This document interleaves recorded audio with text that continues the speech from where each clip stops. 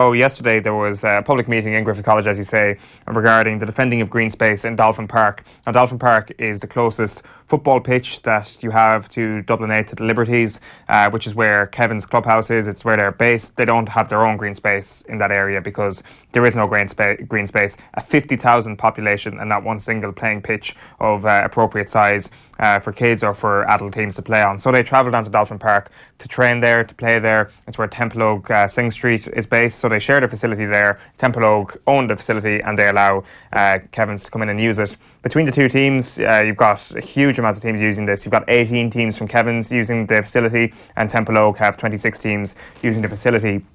So what's happening here is that the sale of lands has been pretty much pushed through to the point where we're at the very closing stages here, and this thing requires stopping rather than this thing being a conversation. So Dolphin Park, 8,278 square metres are currently up for sale, which is, put into perspective, around 2/3 the size of Croke Park. On top of that, a training field there is also going to be sold, so that's 150% the size of Croke Park. It's time and a half of Croke Park. So we've got two full-length big pitches, and they can also go cross-field on the pitches as well for training sessions. Very good for training, and you can also play up to 13-a-side minor level on those cross-field pitches. So you're going to lose half of one of those pitches, you're going to lose a training pitch, and that means you only got one full-length pitch left in the facility, and it's already packed to capacity in terms of training slots and stuff like that, so it's naturally going to cause huge problems. I'm going to stop explaining it at this point. I'm going to let JJ O'Mahony take over. He's the head of facilities when it comes to Kevins GAA. You will have seen him on Off the Ball a couple of months ago when we did a report around the sports capital funding, but this one here, he's specifically talking about the Temple Oak Sing Street and Dolphin Park situation. Well, with Dolphin Park, we've been tenants up there for over 40 years. In fact, just longer than that. We've been in the area since 1902. In short, without getting into the history, part of the land is being put up for sale. It's been deemed by the GAA that it's a small piece of land, maybe a sliver of land they deem it. We looked into it in more detail, and basically, when we got into it, the playing fields that we're going to lose is 2/3 the size of Croke Park, the pitch in Croke Park. Then, when we got into it further, the full development would mean we're actually losing 115% because there has to be replacement dressing rooms built. Kevins are absolutely appalled by this because this is an area where it's 86% below the standards for international green space. 86% below. No other community could tolerate that. Then, on top of that, the sale of this land is coming out of a community for which they're absolutely devoid of green space, where we have a lot of social issues, things like drugs, things like crime, and even the guard said tonight, I don't know if you heard our local guard says, look, he has no doubt that Kevins is saving lives. I have no doubt that since I've joined, the number of lives that have been saved up there. But you know what? We are looking to reach out. The GAA ratified the sale of these lands. How could they? If they have any moral compass whatsoever, they could not ratify the sale of these lands. They can clearly see the issues here. So why are they selling these lands? Who is to profit from this? Frankly, there's a number of people that can profit out of this. So the first ones are the GAA. There's a debt into the GAA. We've heard different figures, and I won't mention a figure, but it's a very manageable figure. This debt can be negotiated by the GAA. There will be the other people to profit out of this at the expense of the most probably socially deprived area, one of the most socially deprived areas in Ireland, is a property developer. He's going to make money out of this. And then we're going to have the Christian Brothers, who are also taking a cut of money out of this. Could you explain that, please, the Christian Brothers link to this situation? Well, the lands were originally owned by the Christian Brothers, and they sold them to the local GAA club, Gaelic Football Club. As a clause in that lease, we believe, and we understand, we have solid grounds to believe, that 50% of the proceeds have to go towards the Christian Brothers. Now, how can the GAA stand by and watch a property developer, the GAA, take money from the most deprived community that needs every block of land? It's put out there to improve facilities. If you heard the statistics of Gerard Mills from UCD earlier, it is horrendous. Of the 93 sports clubs in Dublin, Kevin is by far the lowest served in green space. We have 50,000 people, yet they're coming in selling green space. It makes no sense. Now, to me, the only sense it is that this is a two-tier GAA community now. When I joined the GAA, it was a compassionate community. I joined the GAA, it was all about sport. And it was all about playing. Playing. Not about how big your clubhouse was, not about how big your gyms was. It's about how you get children involved in sport. That's what it was all about. To me, it's now, if you have connections into the right area, into the right place, of the upper echelons of the GAA, then you'll get the right result. But not us. We don't have those connections. There's only one solution for this. The GAA needs to step forward, take their moral and social responsibility correctly, and go to meet government, to meet Dublin City Council, and fund what needs to be funded. And we, Kevins, are not asking for anything for nothing. We will dip into our pockets, we will fundraise, we will do whatever it takes. We will do like every club around the country, small club in particular. Bagpacking, book sales, standing at the side of the roads for marathons to support them. We'll do all these things. We're the foot soldiers of the GAA. Don't turn your back on us. And that's very clear when you see the amount of people that were in this lecture hall at Griffith College this evening. There's unbelievable passion here. There's just an unbelievable body of people here that will help you to achieve that.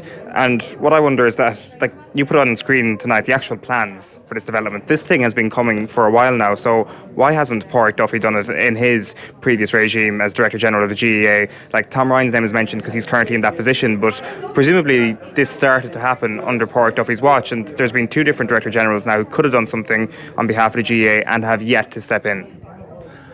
Okay, so as I just mentioned, if you have contacts in there, I'm sure you're going to get a better hearing. We went to them, we made a hearing, and you know what? We walked out of that hearing and we were convinced that this will not proceed, because when you look... When was this hearing, sorry? This was probably early 2017. We went in, we met the Dublin County Board, and we walked out. And on paper, it could not be possible that any compassionate or caring GAA club organisation would ratify the sales of these grounds. We were devastated when they turned around, because the feeling in the meeting was very different from the ultimate letter that we got. Now, you've got to look at this. This was a finance issue. This was a finance issue at the time. In whose interest would it be to not interfere? Well, I suppose the GAA got a debt in there. They say it's a significant debt. It's definitely not an unmanageable debt. It would be anybody that would be interested in managing that debt, or, I don't know, it's claimed that the reason was to improve facilities. We've shown exactly here tonight. You can improve. We fully agree with the owners of the land that the facilities need to be improved. 100%. We will dig into our pockets and improve. All you need to do, put the new dressing room on the existing dressing room, and you don't lose 115% the size of Croke Park. That's simple. This then boils down to one thing: money. Money from an area that has been deprived of capital grants, as you have been shown earlier. We have been absolutely excluded for 15 years for capital grants, and it's time that the GAA, the government and Dublin City Council stepped up and put right what's wrong. What happens now? Well, we've now asked our local politicians, TDs, to get us in front, to show the hard facts that were presented tonight, to get us in front of members of the government, Dublin City Council and the GAA. Let them face up to what we have to face up to every day. Let us present it in one. Everybody has reasons why they couldn't attend tonight. Lots of reasons.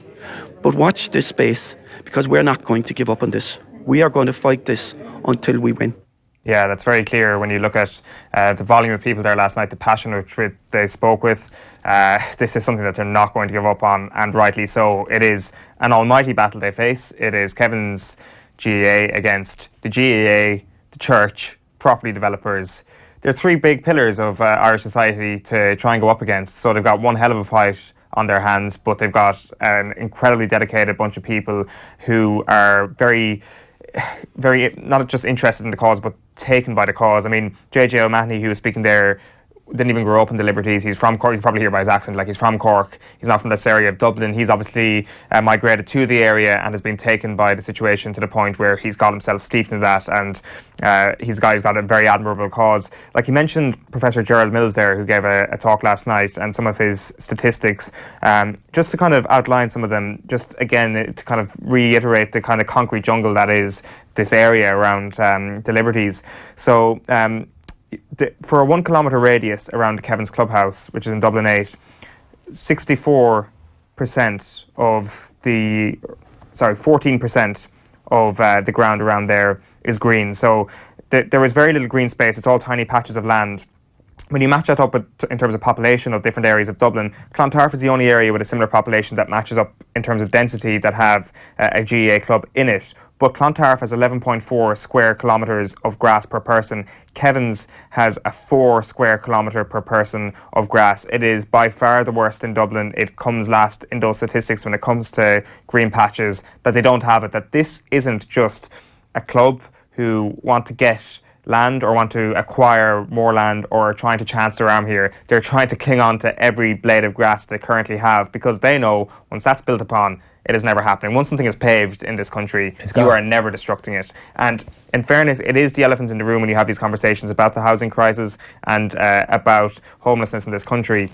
Like John Lonergan as well, who I've mentioned earlier on, the former governor of Mountjoy, who was there last night, just points out the very, very startling fact that once you overpopulate an already overpopulated area like this, without green space, without recreational facilities, the chance of crime, which is already very high in this area, is only going to increase. It is only going to get worse.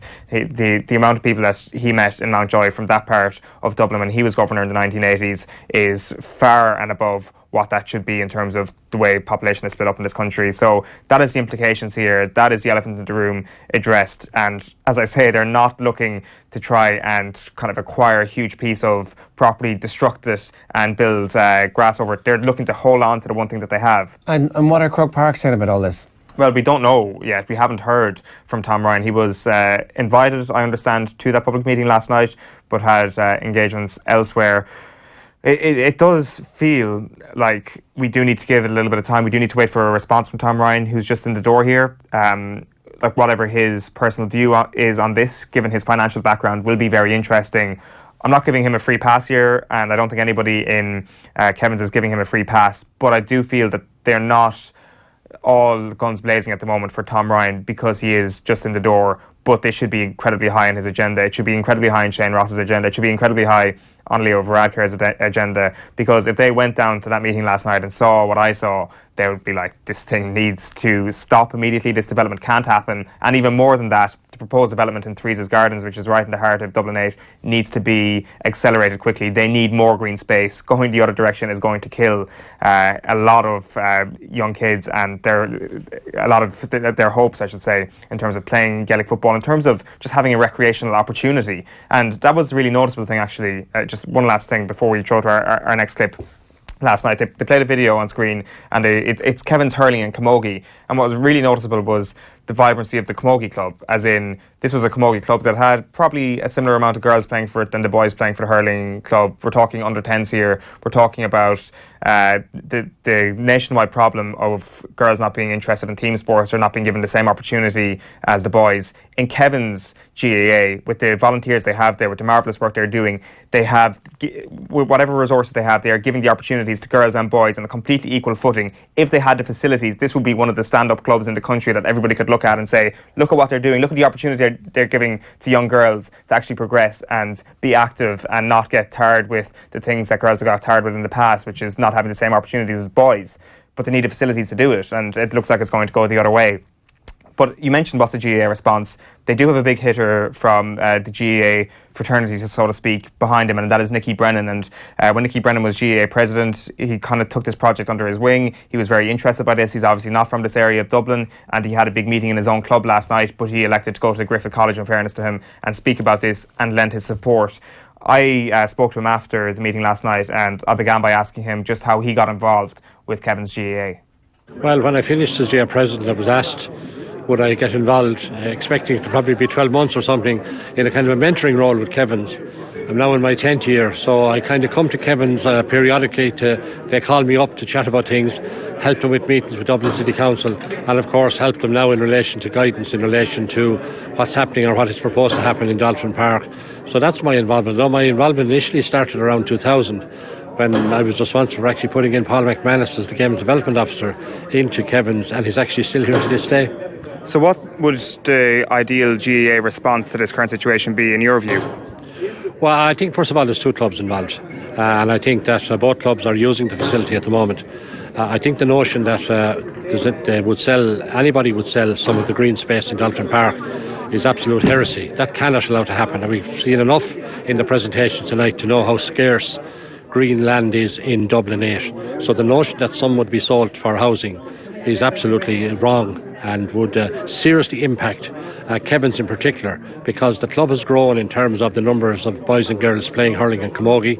It is a phenomenal club in an area of Dublin that has been very socially deprived for a long period of time, and you've seen tonight with the attendance here, there's a passion and there's a great vibe about the club. It is a story of two clubs because they're so closely linked. They share this facility, which is at question here. At the same time, Tom Ryan and the upper echelons of the GAA getting involved can have a significant say in this. So if you were in Tom Ryan's shoes right now, what would you do with this situation? Well, I'm not going to tell Tom Ryan what to do other than to say that as a former president and given what I know of this area, this particular dilemma at the moment involving the two clubs cannot be solved without the GAA's involvement. Of that there is no question.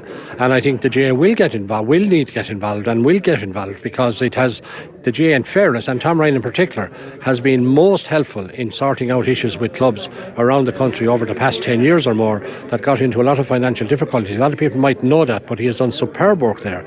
So I don't think he's oblivious to the challenges that we're facing here, and I think he will face up to it. He's only a few short weeks in the job, so he needs a little bit of time, and he needs to be cut a bit of slack on that.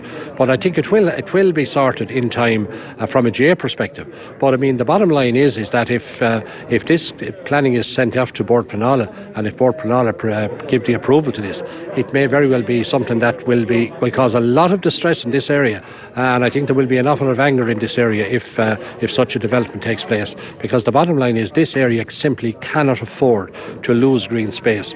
It's already looking at trying to develop space on the other side of the canal in Trees Gardens as well, which will be a multi-sports complex, which we're involved in talking to Dublin City Council at the moment as well. I mean, that is absolutely needed. There's a huge amount of kids here. You heard teachers from some of the local schools talking tonight about the lack of green space that they have.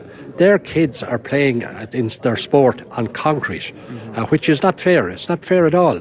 So in terms of the social development of those kids, the healthy development of those kids, in terms of all the other attributes that sport will bring to make them better citizens of this country, they just need green space to be able to enjoy themselves. Yeah, Nicky Brennan there speaking to me last night at Griffith College at the public meeting around defending green space in Dolphin Park, organised by Kevins GAA. It's a story we're going to follow up on. JJ O'Mahony there, who we heard from first, doing fantastic work on the matter. We await with bated breath to hear what the GAA have to say about this, because it is about time that we hear the official response from Tom Ryan. He has been in the job for long enough now for that free pass to have expired at this point. We need to hear from the GAA ASAP. Are they going to intervene? Are they going to stop the development of these lands in Dolphin Park, which would stop the opportunity for kids in Kevins GAA, in one of the most disadvantaged areas in Ireland, to continue to play GAA Gaelic games? Well, we wait to see. It is up to the GAA to actually utilise their power here to stop this, because it is a property developer and the Christian Brothers are going to profit in part from this. It needs a heavy political figure, which can be Tom Ryan. Even better, it can be a Shane Ross or potentially even a Leo Varadkar to step in here and say, listen, this thing cannot happen. In fact, we need to go the other way when it comes to green spaces in this part of Dublin.